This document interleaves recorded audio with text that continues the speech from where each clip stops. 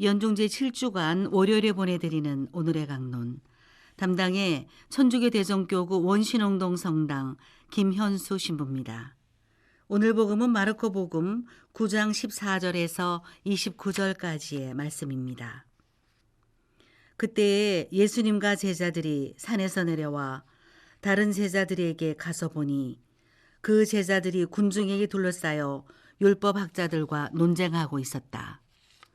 마침 군중이 모두 예수님을 보고는 몹시 놀라며 달려와 인사하였다. 예수님께서 그들에게 저들과 무슨 논쟁을 하느냐 하고 물으시자 군중 가운데 한 사람이 대답하였다. 스승님, 벙어리 영이 들린 제 아들을 스승님께 데리고 왔습니다.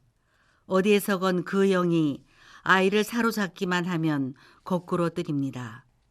그러면 아이는 거품을 흘리고 이를 갈며 몸이 뻣뻣해집니다.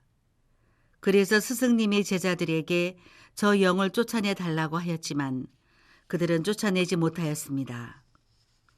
그러자 예수님께서 믿음이 없는 세대야, 내가 언제까지 너희 곁에 있어야 하느냐? 내가 언제까지 너희를 참아 주어야 한다는 말이냐? 아이를 내게 데려오너라 하고 그들에게 이르셨다. 그래서 사람들이 아이를 예수님께 데려왔다. 그 영은 예수님을 보자 곧바로 아이를 뒤흔들어 댔다. 아이는 땅에 쓰러져 거품을 흘리며 뒹굴었다. 예수님께서 그 아버지에게 아이가 이렇게 된 지 얼마나 되었느냐 하고 물으시자 그가 대답하였다. 어릴 적부터입니다. 저 영이 자주 아이를 죽이려고 물속으로도 내던져졌습니다. 이제 하실 수 있으면 저희를 가엾이 여겨 도와주십시오. 예수님께서 그에게 하실 수 있으면이 무슨 말이냐? 믿는 이에게는 모든 것이 가능하다 하고 말씀하시자 아이 아버지가 곧바로 저는 믿습니다. 믿음이 없는 저를 도와주십시오 하고 외쳤다. 예수님께서는 군중이 떼를 지어 달려드는 것을 보시고 더러운 영을 꾸짖으며 말씀하셨다. 벙어리 귀머거리 영아, 내가 너에게 명령한다. 그 아이에게서 나가라. 그리고 다시는 그에게 들어가지 마라. 그러자 그 영이 소리를 지르며 아이를 마구 뒤흔들어 놓고 나가니 아이는 죽은 것처럼 되었다. 그래서 사람들이 모두 아이가 죽었구나 하였다. 그러나 예수님께서 아이의 손을 잡아 일으키시니 아이가 일어났다. 그 뒤에 예수님께서 집에 들어가셨을 때에 제자들이 그분께 따로 어째서 저희는 그 영을 쫓아내지 못하였습니까? 하고 물었다. 예수님께서는 이렇게 대답하셨다. 그러한 것은 기도가 아니면 다른 어떤 방법으로도 나가게 할 수 없다. 대전 가톨릭 평화방송 애청자 여러분 안녕하십니까? 오늘 복음은 크게 두 부분으로 나눌 수 있을 것입니다. 하나는 예수님께서 벙어리 영이 들린 아들을 데리고 온 사람과 논쟁을 하시며 치유해 주시는 부분이고, 다른 하나는 제자들과의 논쟁 부분입니다. 복음을 자세히 바라보게 된다면 이 두 부분이 하나의 중심으로 모이게 되는 모습을 발견할 수 있습니다. 그 모습은 바로 한 아버지와 제자들이 지니고 있던 약하디 약한 믿음에 대한 고백입니다. 벙어리 영이 들린 아들은 1차적으로 예수님의 제자들에게 먼저 다가갔었습니다. 하지만 제자들은 예수님처럼 치유를 하지 못했습니다. 이미 예수님께서는 12 제자를 파견하시며 분명히 자신의 모든 고난, 특히나 더러운 영들에 대한 고난을 주셨음에도 제자들은 이를 올바로 수행해내지 못했습니다. 어쩌면 제자들은 이곳저곳을 돌아다니며 예수님의 권위와 힘만을 믿은 채 겉과 속이 다른 삶을 살았을지도 모릅니다.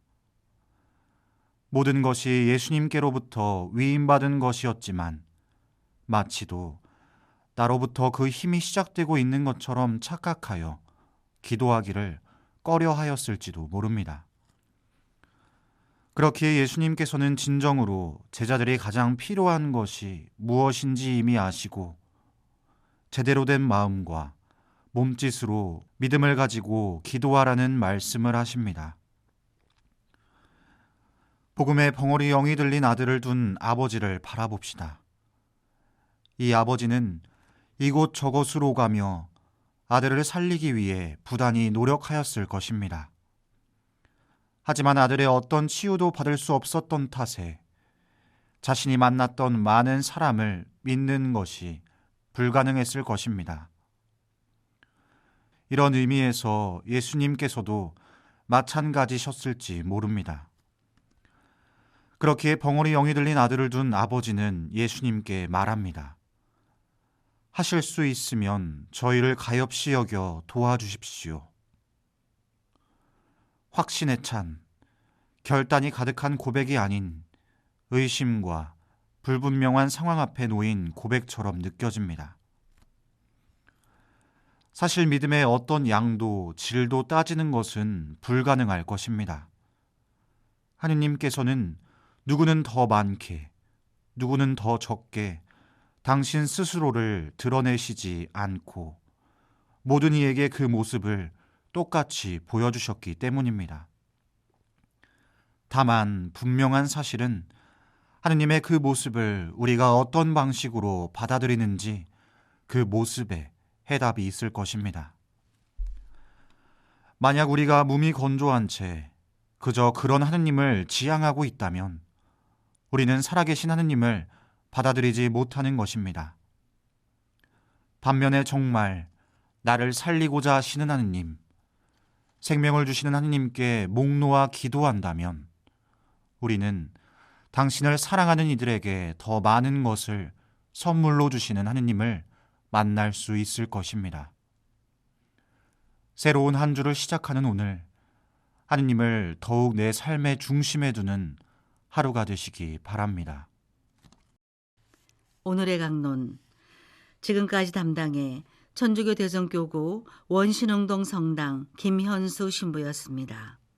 내일도 김현수 신부의 강론이 계속됩니다.